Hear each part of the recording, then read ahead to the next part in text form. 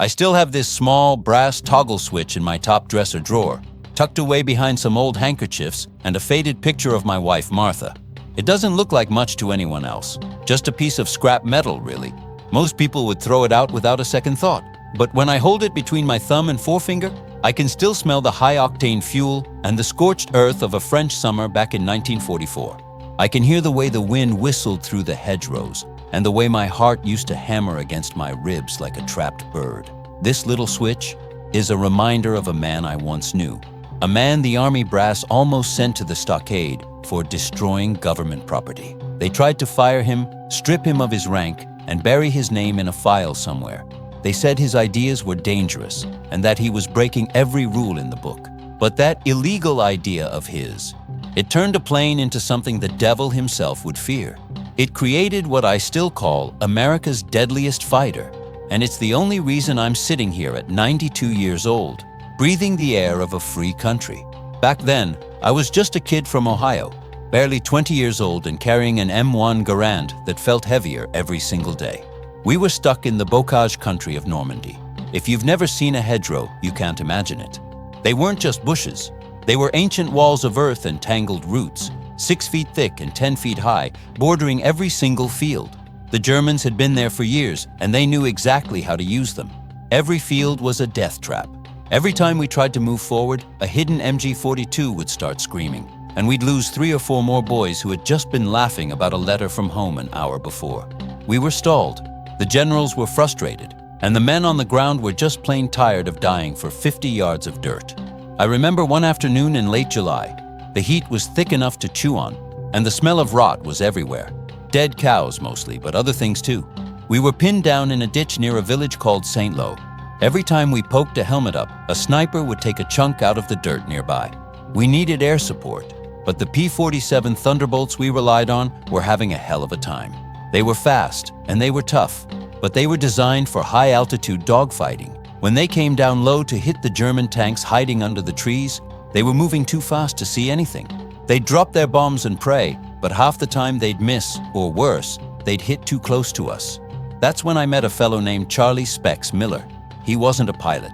He was a master sergeant in the ground crew, a skinny guy with thick glasses who always had grease under his fingernails and a cigarette hanging out of the corner of his mouth. He was a tinkerer, the kind of guy who could fix a Jeep with a piece of wire and a prayer. He'd been moved to a forward airfield near our position because they needed every hand they could get to keep the planes flying.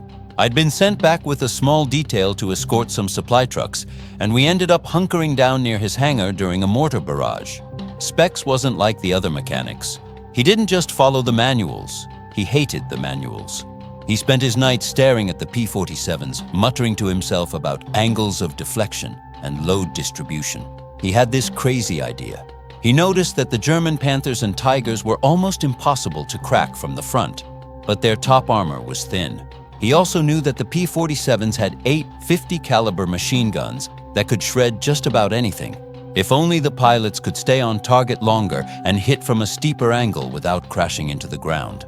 One night, while the rest of the base was trying to catch some sleep, Specs dragged me into a corner of the hangar.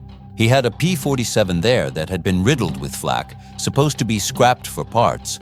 But Specs had been busy. He'd borrowed some parts from a crashed P-38 and some scrap metal from a destroyed German half-track. He'd rewired the entire firing system. He'd figured out a way to delay the release of the wing-mounted bombs while simultaneously overriding the engine's governor for a short, massive burst of speed to pull out of a dive. But the real illegal part was what he did to the guns. He'd tilted them just a fraction of a degree. He said it would create a kill zone where all 8 streams of lead would converge at a specific point during a low-level dive rather than spreading out. If you're still listening to my story, I'd appreciate if you'd hit that like button and subscribe. It means these memories won't be forgotten. The problem was, he hadn't asked anyone for permission. He'd just done it. He called it the Stinger modification. He told me that with this setup, a pilot could come in lower, faster, and hit with the precision of a surgeon. But the brass found out. A colonel from the Air Corps came down for an inspection and saw Specs with a blowtorch, modifying the wing struts of a perfectly good aircraft. I was there, helping him hold a heavy plate of steel in place, when the colonel started screaming. He called Specs a back alley vandal and accused him of sabotaging the war effort. He told him he'd be lucky if he only spent 10 years in Leavenworth. They ordered the plane to be stripped back to factory specs and for Specs to be placed under arrest. But the war didn't wait for the colonel's paperwork. The very next morning, the Germans launched a massive counterattack. We called it Operation Lüttich. They threw everything they had at us, hundreds of tanks, thousands of men, trying to drive a wedge between the Americans and the British. Our lines started to crumble. My unit was pushed back to the very edge of that airfield. We were in the foxholes, watching the tree line, knowing that if those tanks broke through, there was nothing behind us but the sea. The regular P-47s were taking off, but the cloud cover was low and they couldn't see the targets. They were getting picked off by German flak batteries before they could even find the tanks. It was a slaughter. Specs was sitting in the back of a transport truck, handcuffed to a rail, watching his life's work being ignored, while boys like me were about to get steamrolled by German steel. There was a pilot there, a young lieutenant named Macready. He was a hothead, the kind of guy who didn't care about medals, just about his men. He'd seen Specs working on that modified P-47, and he knew it was still sitting in the back of the hangar, fueled up and ready, even though the colonel had ordered it dismantled. The mechanics hadn't gotten to it yet because they were too busy arming the other planes. Macready ran over to the truck where Specs was held. He didn't say a word to the guards. He just drew his Colt .45 and told them to unlock the cuffs. Then he looked at Specs and said, "If I fly that death trap of yours, will it actually do what you said?" Specs just nodded, his eyes bright behind those thick glasses. He told Macready that if he followed the new HUD, he'd scratched into the glass and flipped that illegal brass switch I mentioned earlier, the plane would do the rest. I watched from the edge of the runway as they prepped that plane. It wasn't pretty. It was covered in unpainted patches of metal and weird protrusions. The colonel was across the field, screaming into a radio, trying to get someone to stop them, but the sound of the engines drowned him out. Macready didn't wait for a green light from the tower. He just roared down the strip, the modified engine screaming a pitch I'd never heard before. It sounded like a banshee. About 10 minutes later, we heard the first explosions. The German tanks that had been pinning us down, the ones we thought were invincible, started to go up in balls of fire. We could see the P-47, Specs' plane, coming in so low it was practically clipping the tops of the hedgerows. It wasn't just dropping bombs, it was strafing with a precision that was terrifying. It didn't look like a plane anymore. It looked like a falling star that had decided to take a grudge out on the German army. Every pass resulted in another Panther tank with its turret blown clean off. Macready came back an hour later. The plane was smoking, half the tail was gone, and he'd used every round of ammunition he had. But he'd single-handedly stopped the lead element of the German breakthrough. He hopped out of the cockpit, walked straight up to the colonel who had been trying to arrest Specs, and handed him a piece of shrapnel from a German tank that had been blown into his own fuselage. He told the colonel, "You can fire the man who built this, but you'd better fire me first, because I'm not flying anything else for the rest of this war." The colonel didn't say anything. He looked at the smoking plane, then at the horizon where the German smoke was still rising, and then at Specs.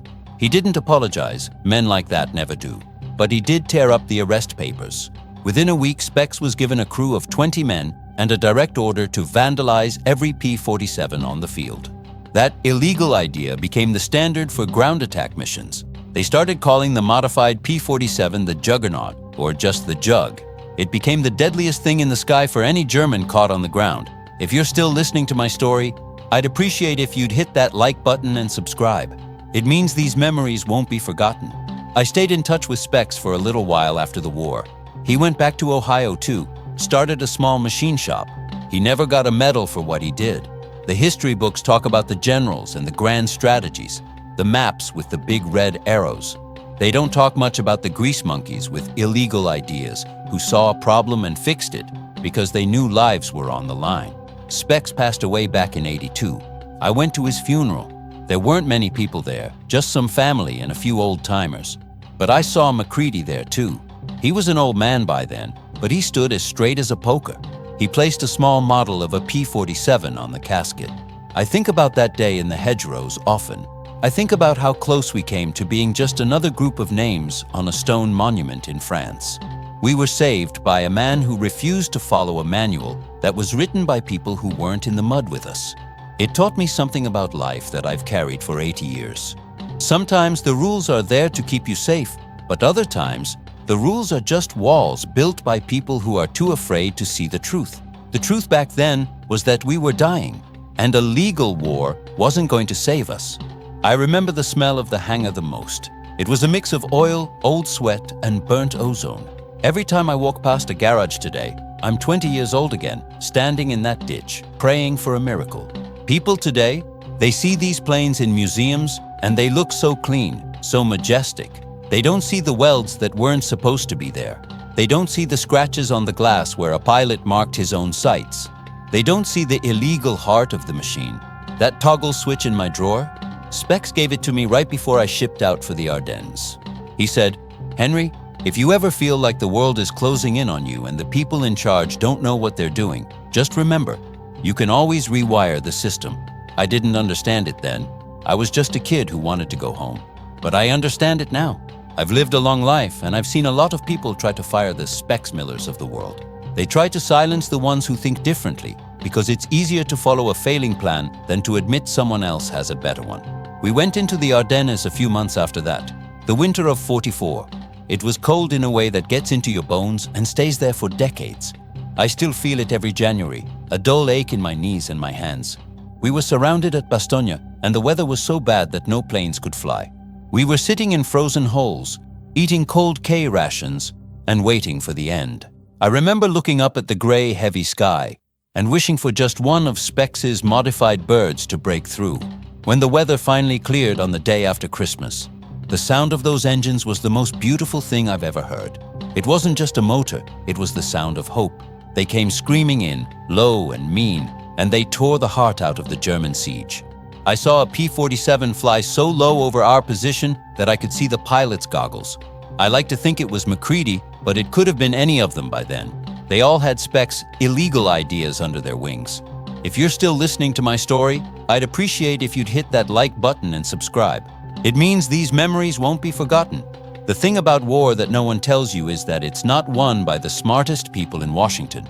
It's won by the corporals and the sergeants who figure out how to make a broken radio work with a piece of chewing gum. It's won by the boys who realize that the equipment they were given isn't good enough, so they make it better. It's a messy, ugly, improvisational business. And the people who try to keep it clean and by the book are usually the ones who get other people killed. I'm 92 now, and my memory isn't what it used to be. I forget where I put my glasses, and I forget what I had for breakfast. But I don't forget the way that hangar smelled. I don't forget the look on Specs' face when the colonel was yelling at him. He didn't look scared. He looked disappointed. He looked like a man who was watching a house burn down while the firemen argued about the color of their truck. I've had a good life since the war. I came home. I married Martha. I worked in a factory for 30 years. I raised 3 kids who never had to see a hedgerow or hear the scream of an MG-42, and for a long time, I didn't talk about any of this. My kids knew I was in the war, but they didn't know the details. They didn't know about Specs or the illegal plane. I think as you get older, you start to realize that these stories are the only thing you really have to leave behind. Not the house, not the money in the bank, just the memory of the people who were there when it mattered. Specs Miller was a hero, even if he never got a parade. He was a hero because he was willing to be the bad guy to do the right thing. He was willing to be fired, humiliated, and locked up if it meant he could save just one more of us. That's a kind of courage you don't hear about much. It's not the courage of charging a pillbox. It's the courage of standing up to your own side when they're wrong. If you're still listening to my story, I'd appreciate if you'd hit that like button and subscribe. It means these memories won't be forgotten. I remember one specific night in late August, after the breakthrough had happened and we were racing across France. We had stopped in a small village that had been liberated only hours before. The people were out in the streets, giving us wine and flowers, crying and laughing all at once. It was one of the few times during the war when everything felt right. I saw a P-47 parked in a field nearby. It had made an emergency landing due to a fuel leak. I walked over to it, just out of curiosity. It was one of the modified ones. The cowling was off, and I could see the wiring. It was a mess.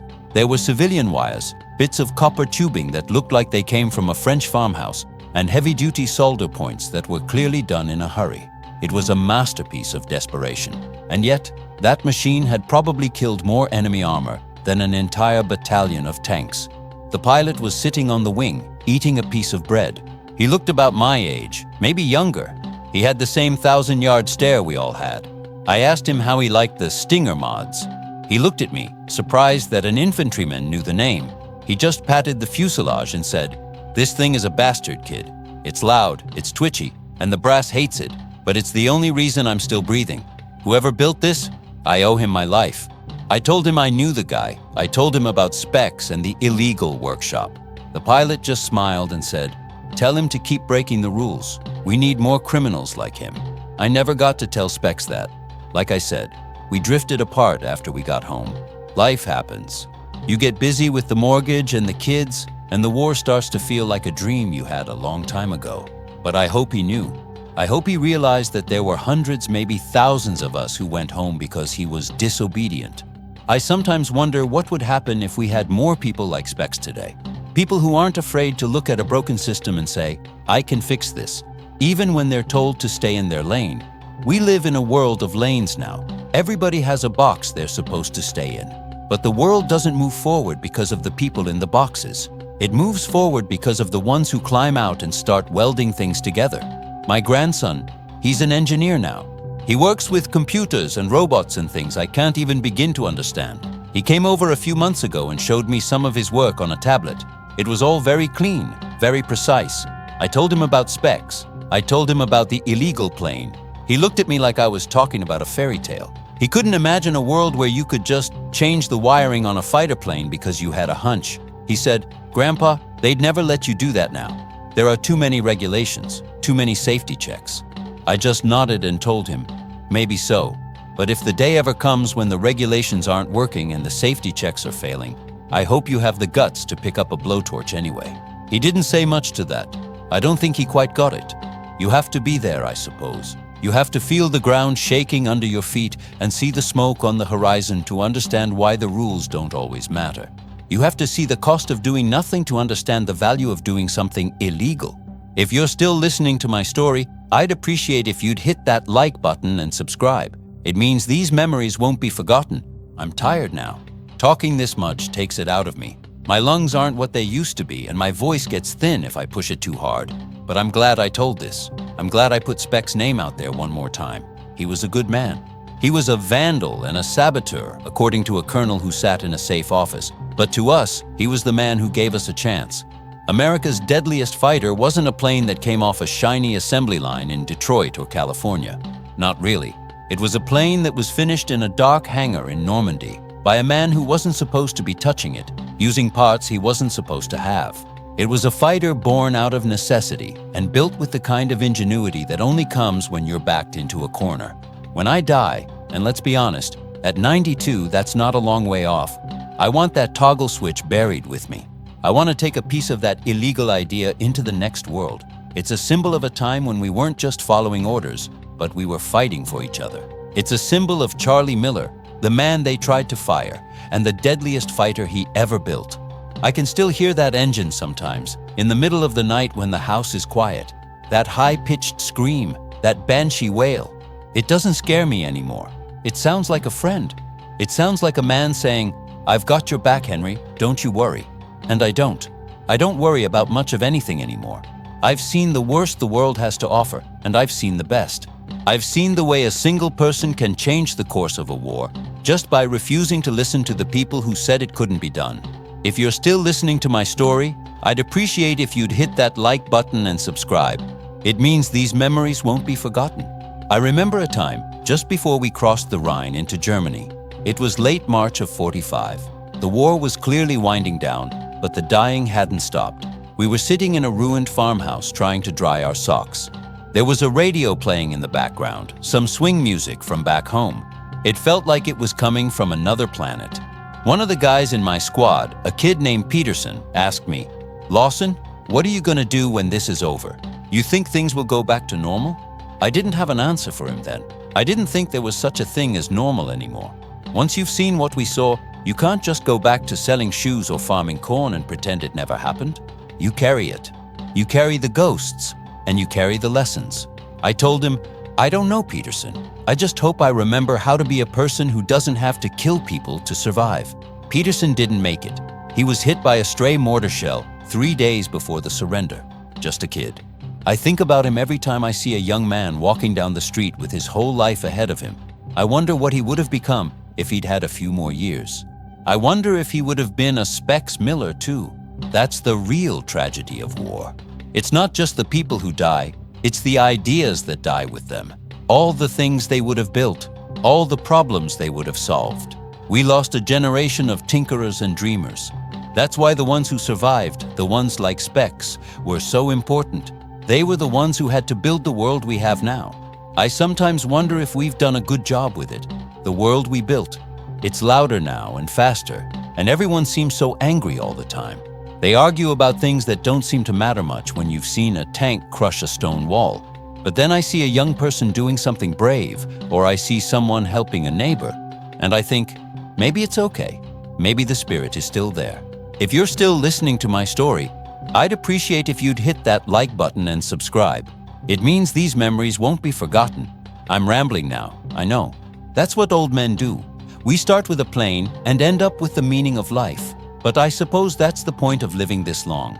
You get to see the connections. You get to see how a toggle switch in 1944 leads to a conversation in 2026.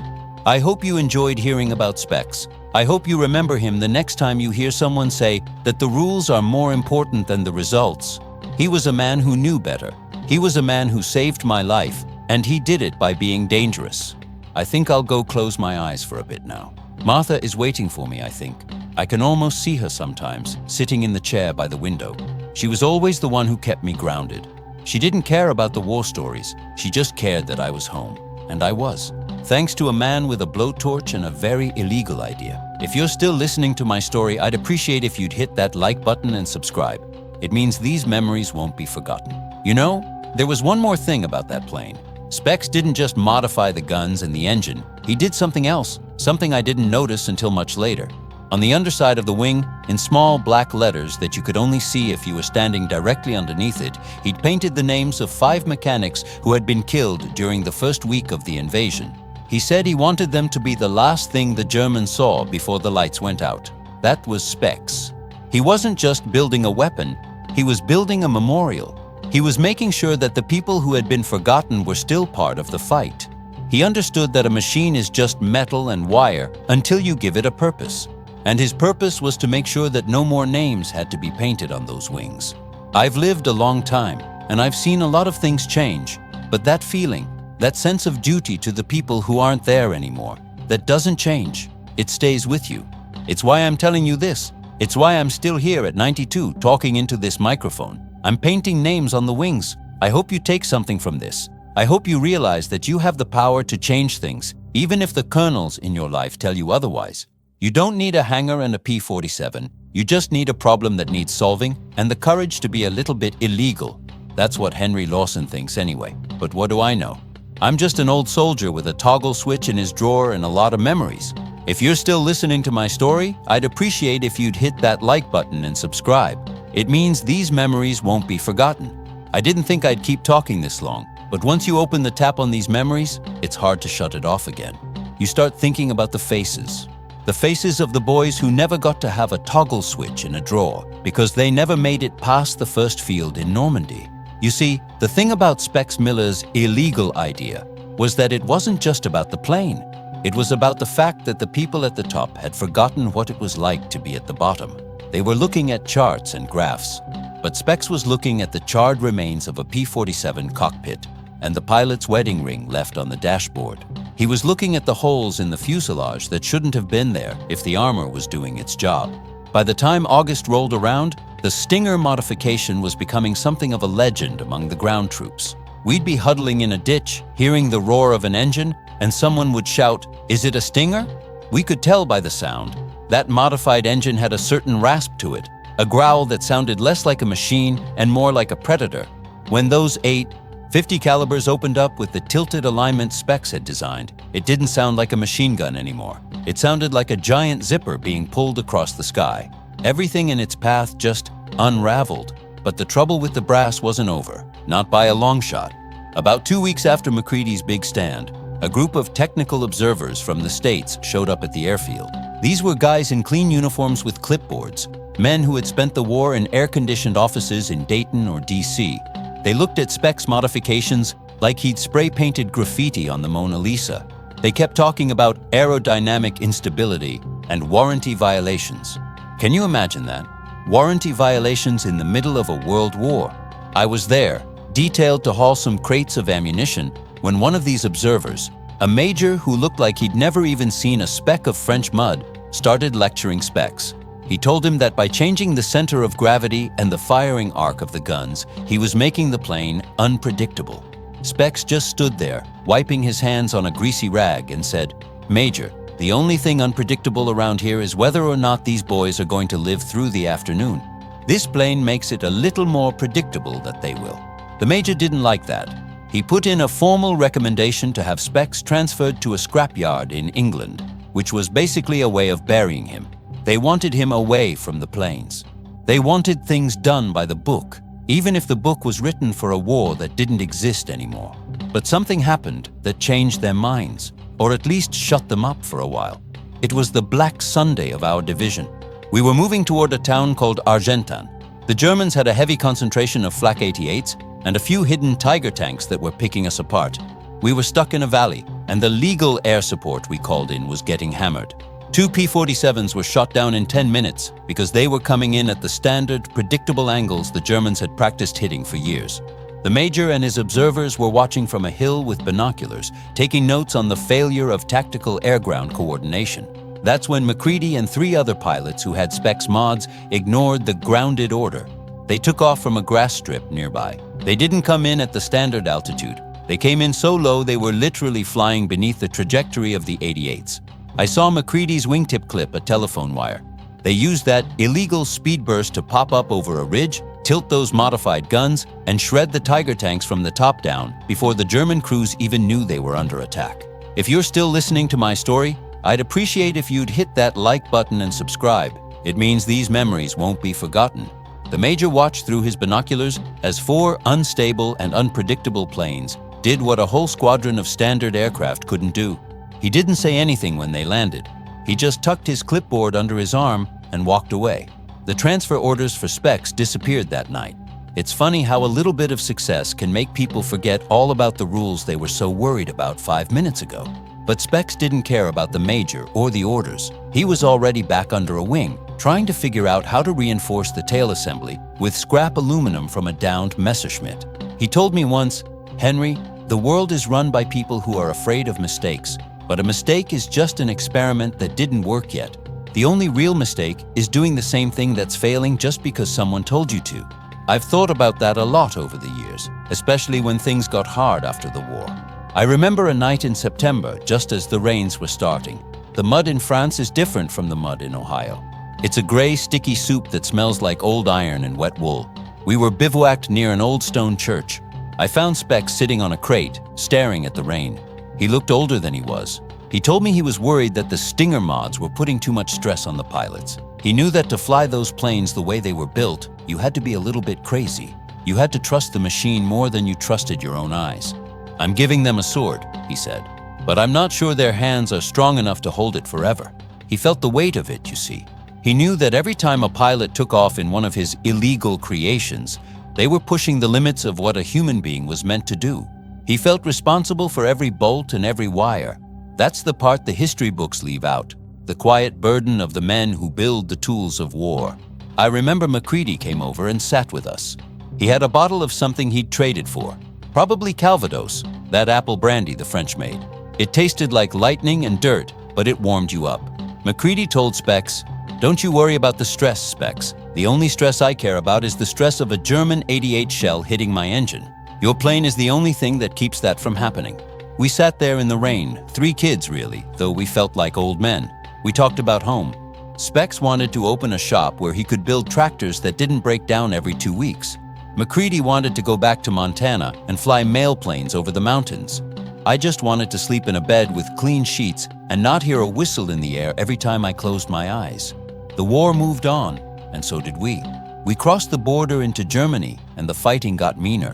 The Germans were defending their own soil then, and they weren't giving up an inch.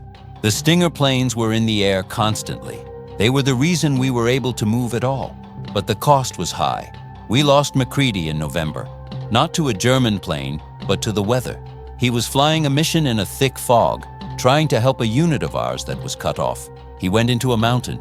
Specs didn't talk for 3 days after that. He just worked. He worked until his fingers bled. He was trying to find a way to put a primitive kind of radar altimeter on the planes, another illegal modification using parts from a captured German night fighter. He was obsessed. He felt like if he'd just worked harder, if he'd just found one more way to tweak the machine, MacCready would still be here. If you're still listening to my story, I'd appreciate if you'd hit that like button and subscribe. It means these memories won't be forgotten. I think that was the moment I realized that war isn't just about the fighting. It's about the way it hollows you out. You start to think that if you just do one more thing, if you just fix one more problem, you can stop the dying. But you can't. The machine of war is bigger than any one man, even a man as smart as Specs Miller. I remember the last time I saw a Stinger in action. It was during the push toward the Elbe River. The sun was actually out for once, and the sky was a pale, cold blue. A flight of 4 P-47s came over us, their polished metal gleaming. They looked like silver needles sewing the sky together. They dove on a German convoy, and it was over in seconds. The precision was terrifying. I remember thinking that we had created something that shouldn't exist, a machine that was too good at killing. After the surrender, when the guns finally went silent, it was strange. The silence was louder than the noise had ever been. We were standing around in a field in Germany, and nobody knew what to do. We didn't feel like winners. We just felt empty. Specs came to find me. He had a small bag of tools and a look of pure exhaustion. He said, "Well, Henry, they're dismantling the planes. The illegal ones are the first to go. They don't want any evidence that we broke the rules to win." He wasn't bitter. He just seemed finished.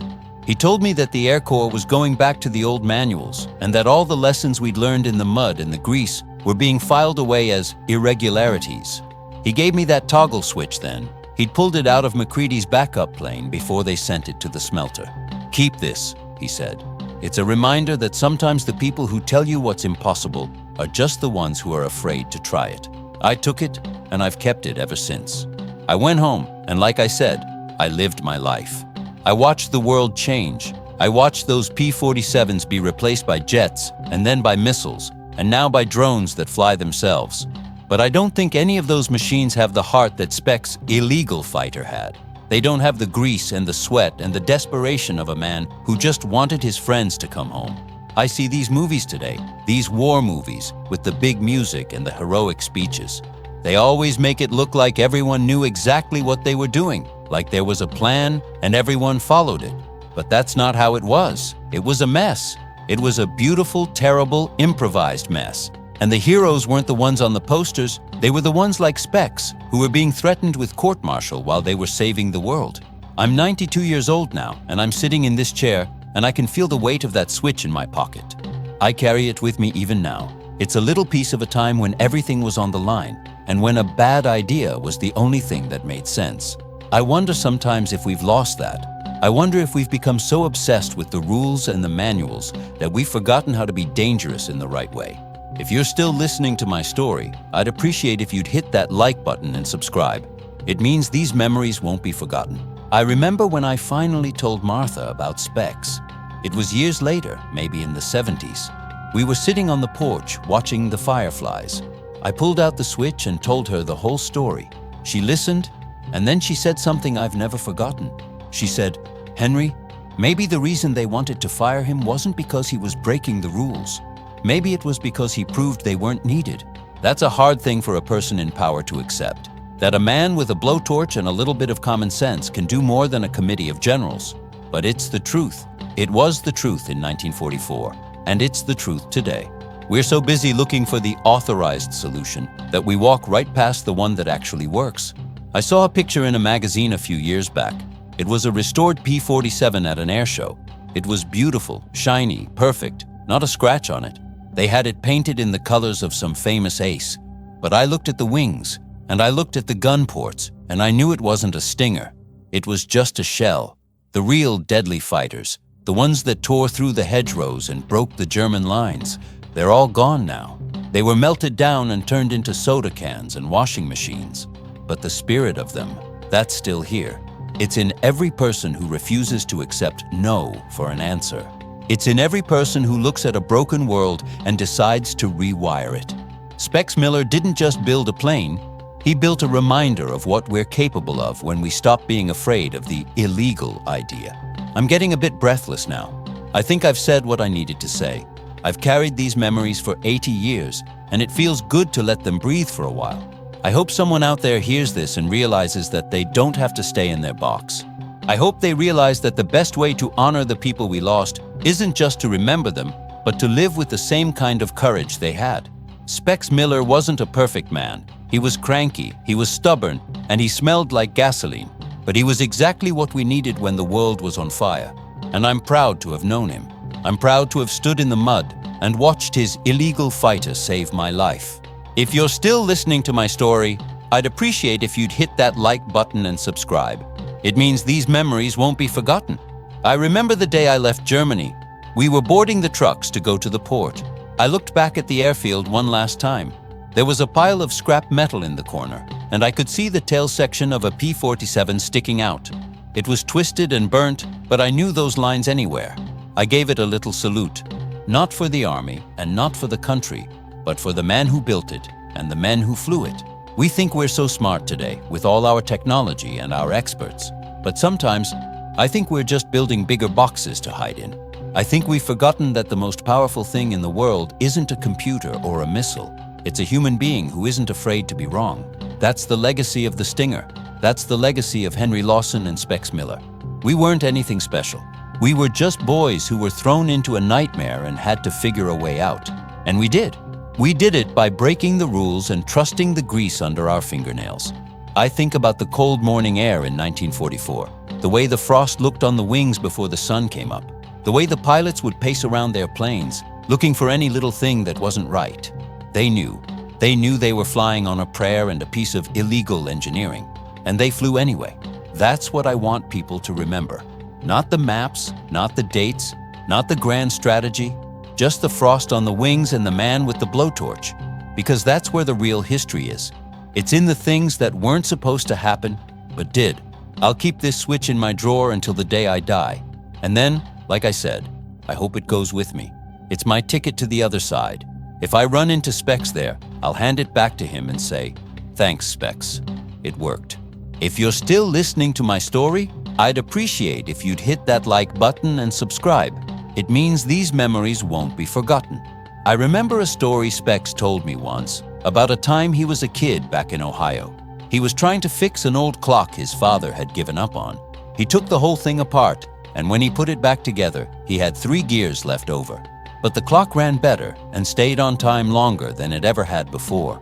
His father told him he was lucky.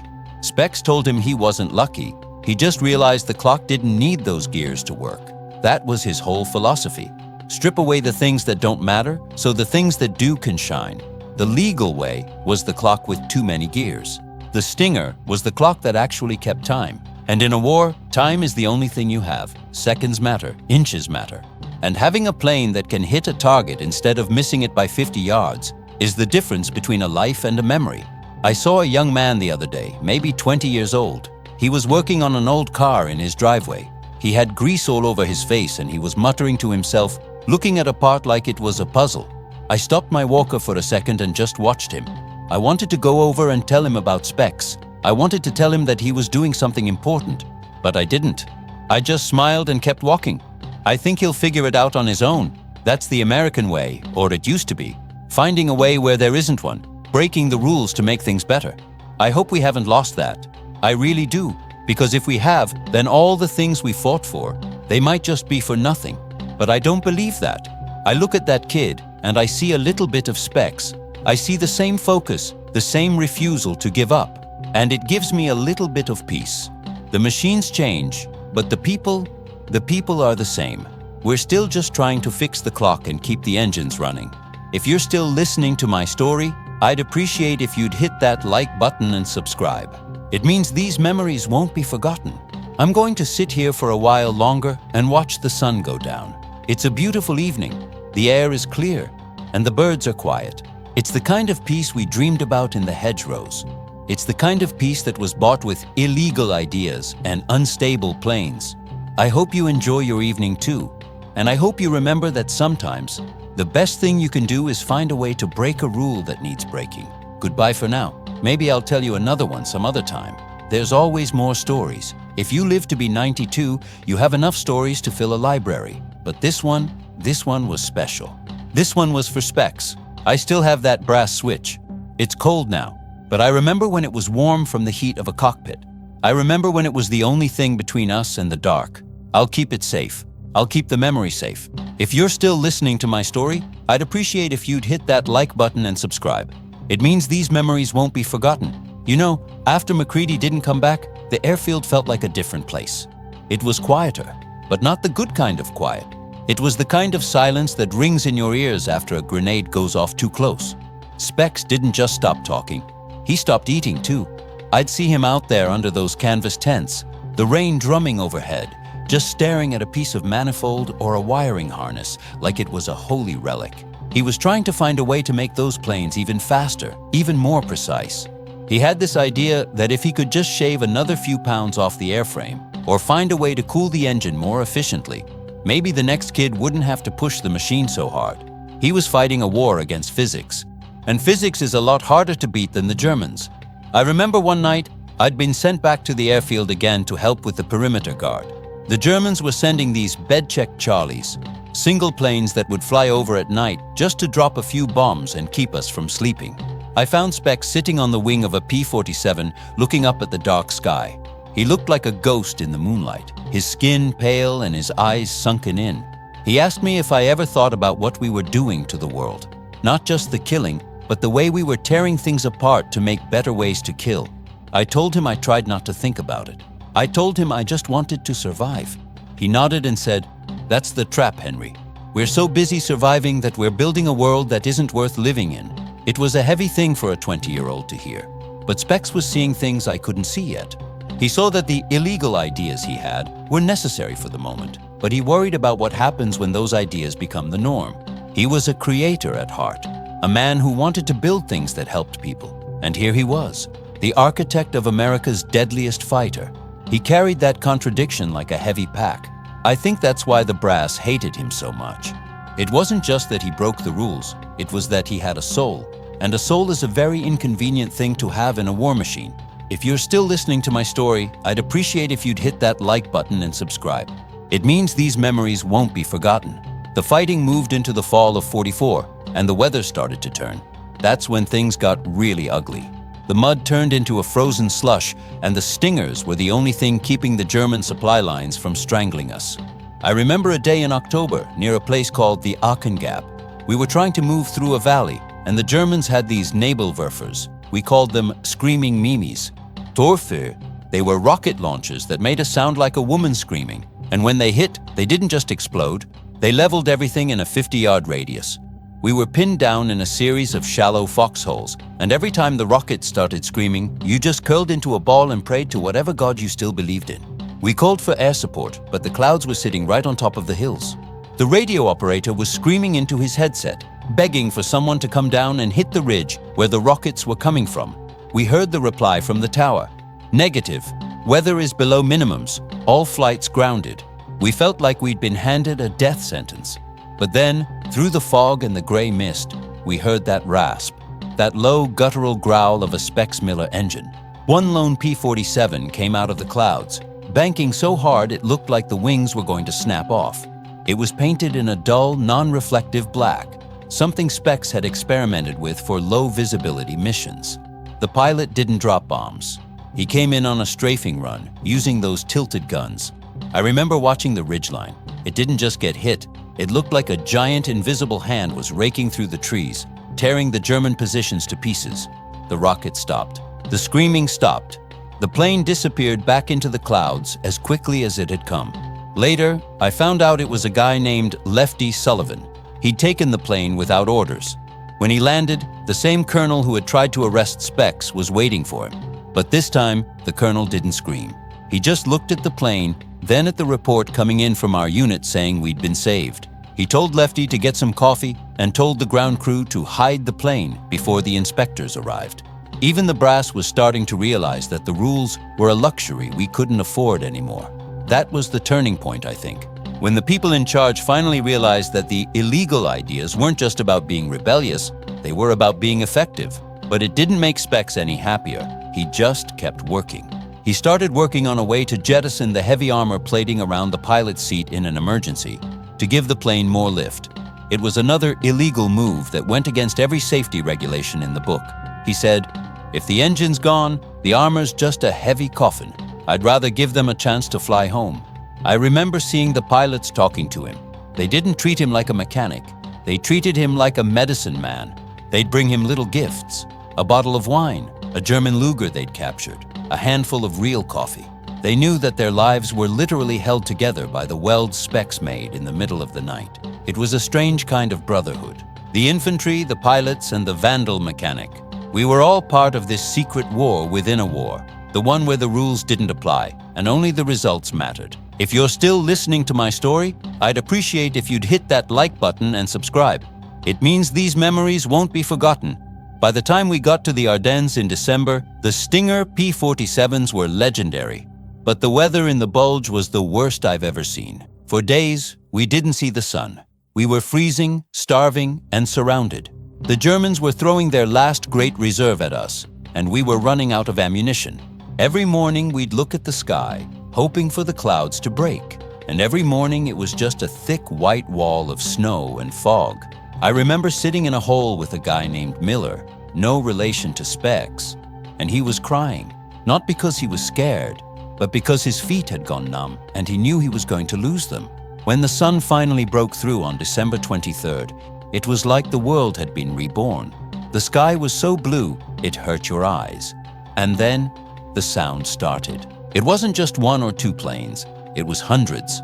The entire 9th Air Force was in the sky, and leading the pack were the modified P-47s. They weren't just fighters anymore, they were flying artillery. I watched them dive on the German panzer divisions that were trying to reach the Meuse River. The precision was something to behold. They weren't just hitting tanks, they were hitting the fuel trucks, the ammunition wagons, the narrow bridges. Specs had developed a new kind of incendiary mix for the machine gun rounds, something he'd brewed up using magnesium and some other chemicals he'd scavenged. When those rounds hit a tank, they didn't just bounce off, they stuck and burned. I saw a Tiger tank, the pride of the German army, turn into a roaring furnace in seconds after a Stinger passed over it. It was the most terrifying and beautiful thing I've ever seen. We stood up in our foxholes and cheered. We didn't care about the cold or the hunger. We just watched the illegal ideas of a skinny guy from Ohio tear the heart out of the Third Reich. After the Battle of the Bulge, the war felt different. The Germans were broken, they were retreating, and we were chasing them across the Rhine. But the cost for the ground crews was immense. They were working 20-hour shifts, keeping those battered planes in the air. Specs was a shadow of a man. He'd lost 30 pounds, and his hands were constantly shaking. I went to see him one last time before my unit crossed into Germany. He was sitting in the dirt, trying to sharpen a drill bit by hand. I asked him if he was going to come home soon. He looked at me and said, "Henry, I don't think I can ever really go home. Part of me is always going to be here, under these wings, trying to fix things that can't be fixed." He told me that he'd heard the Army was planning to go to an all-jet fleet after the war, and that all the P-47s would be scrapped. All his work, all his modifications, all the lives he'd saved, it was all going to be turned into junk. "They want to forget," he said. "They want to go back to their clean offices and their shiny manuals and pretend that we didn't have to get our hands dirty to win. But we'll know, Henry. You and me will know." If you're still listening to my story, I'd appreciate if you'd hit that like button and subscribe. It means these memories won't be forgotten. I crossed the Rhine a few days later. The war ended in May, and the world went crazy for a while. There were parades and parties, and everyone wanted to talk about the big picture. But I just wanted to find a quiet place and stay there. I got my discharge papers and a train ticket to Ohio. I remember sitting on that train, looking out the window at the American countryside, and it felt like I was looking at a movie. It didn't feel real. The only thing that felt real was the weight of that brass switch in my pocket. I looked for Specs when I got back to Ohio, but I couldn't find him for a long time. He'd moved around a lot. I eventually found out he was living in a small town near the Indiana border, running a one-man repair shop. I drove out to see him in the summer of '52. He looked better, but the fire was gone. He was fixing lawnmowers and tractors, and he seemed content with that. We didn't talk about the war at first. We talked about the weather and the crops. But then, he took me into the back of his shop. There, sitting on a workbench, was a scale model of a P-47 he'd built from scratch. It wasn't a standard model. It had all the Stinger mods, the tilted guns, the reinforced struts, the modified engine cowl. He'd painted it in MacCready's colors. He told me he worked on it whenever he couldn't sleep. It was his way of keeping the names alive. He told me that a few years after the war, some guys from the Pentagon had come to see him. They were working on the design for a new ground attack jet, the one that eventually became the A-10 Warthog. They'd heard rumors about the Stinger and wanted to know how he'd done it. They wanted to know about the firing arcs and the weight distribution. Specs told them to get lost. He told them that if they wanted to know how to build a deadly fighter, they should go stand in a mud hole in France for 6 months and see what happens when the people you care about start dying because of their approved designs. He didn't want his ideas used for another war. He wanted them to stay where they belonged, in the memories of the men who were there. I think about that sometimes when I see the news. I see these new weapons, these smart bombs and drones, and I wonder what Specs would think. I think he'd probably just shake his head and go back to fixing his lawnmowers. He knew that technology isn't the answer. The answer is the person behind the machine, and whether or not they have the courage to do what's right instead of what's expected. If you're still listening to my story, I'd appreciate if you'd hit that like button and subscribe. It means these memories won't be forgotten. I'm an old man now, and most of the people I knew back then are gone. Specs is gone. MacCready is gone. Even the colonel who tried to arrest him is probably long gone. I'm the last one left to tell the story of the illegal idea that saved us. And I wonder, as I sit here in my quiet house, if anyone really understands what it means to be that kind of brave.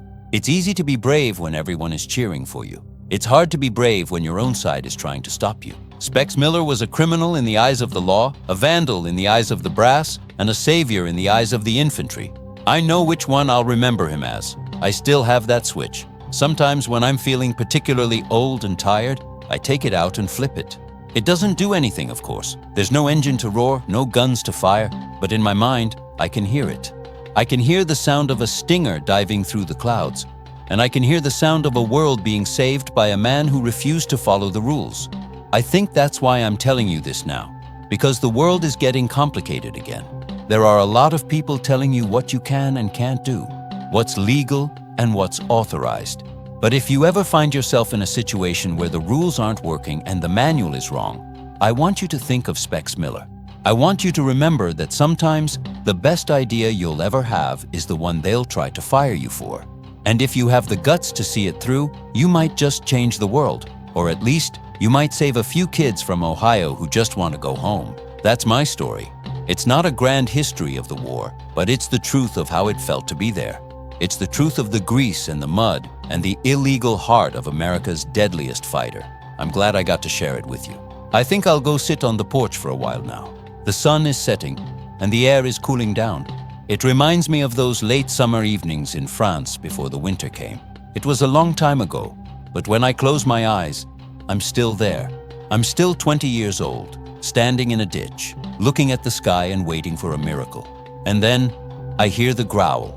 And I know it's going to be okay. If you're still listening to my story, I'd appreciate if you'd hit that like button and subscribe. It means these memories won't be forgotten.